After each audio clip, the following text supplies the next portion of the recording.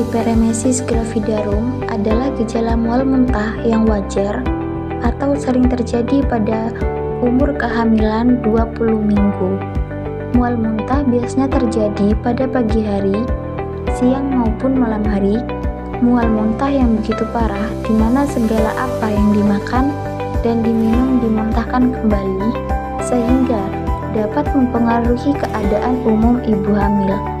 Maka berat badan akan menurun dan turgor kulit berkurang. Penyebab hiperemesis gravidarum belum diketahui secara pasti, tetapi seringkali dikaitkan dengan tingginya kadar hormon human chorionic gonadotropin dalam darah. Yang pertama, ada faktor predisposisi primigravida, molahidatidosa, dan multigravida.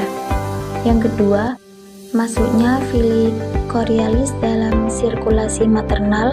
Yang ketiga, alergi invasi jaringan Fili choriolis yang masuk dalam perdarahan darah ibu juga menyebabkan hiperemesis gravidarum. Tanda dan gejala hiperemesis gravidarum ada 3 tingkatan. Yang pertama, tingkat 1, nadi meningkat menjadi sekitar 100 kali per menit, tekanan darah sistolik menurun, turgor kulit menurun, kehilangan nafsu makan, dan lain-lain.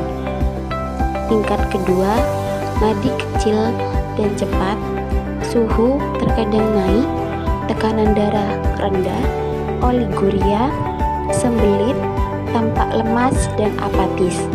Yang tingkat 3, kondisi umum kesadaran memburuk dari tidur hingga koma. Komplikasi pada hiperemesis gravidarum ada dehidrasi berat, ikterik, takikardia, demam, alkalosis, kelaparan, gangguan emosional, penarikan diri, dan depresi yang berhubungan dengan kehamilan dan hubungan keluarga. Yang terakhir, ada penata laksanaan, di mana penata laksanaan ini menjadi 3 tingkatan. Yang pertama, pengobatan dan perawatan tingkat 1 dan tingkat 2.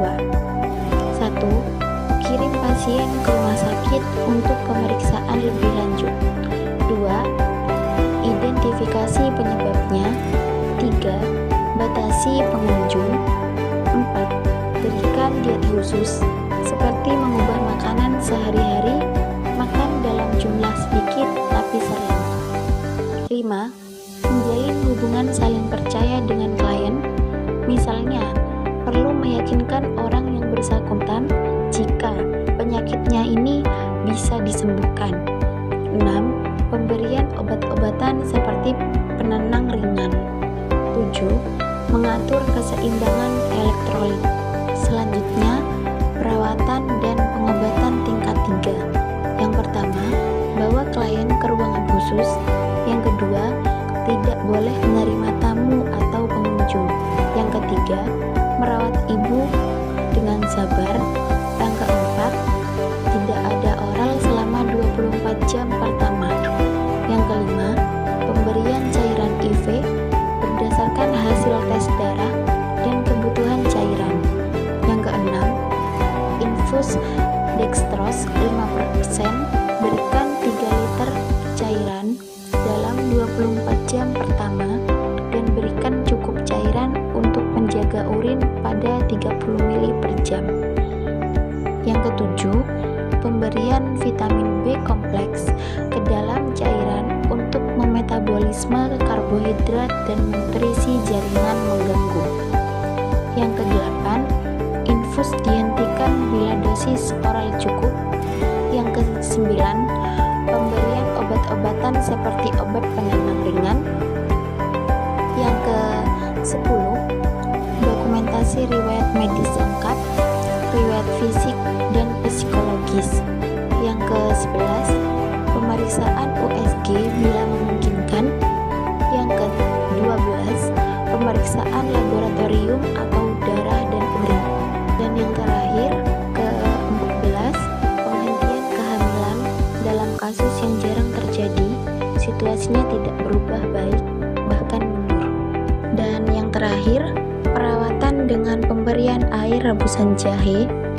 Cara untuk mengatasi ketidaknyamanan selama kehamilan dapat diberikan beberapa terapi komplementer, yaitu dengan tanaman herbal atau tradisional seperti jahe.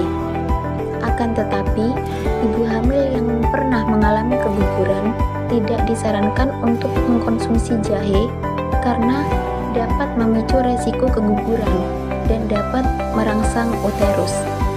Keunggulan mengkonsumsi jahe yaitu memiliki kandungan minyak atsiri yang mempunyai efek menyegarkan dan menghilangkan refleks muntah atau antiemetik atau anti muntah. Pemberian minuman jahe efektif dalam mengatasi morning sickness atau mual muntah pada pagi hari. Ibu hamil yang mengkonsumsi air rebusan jahe merasakan mual muntah yang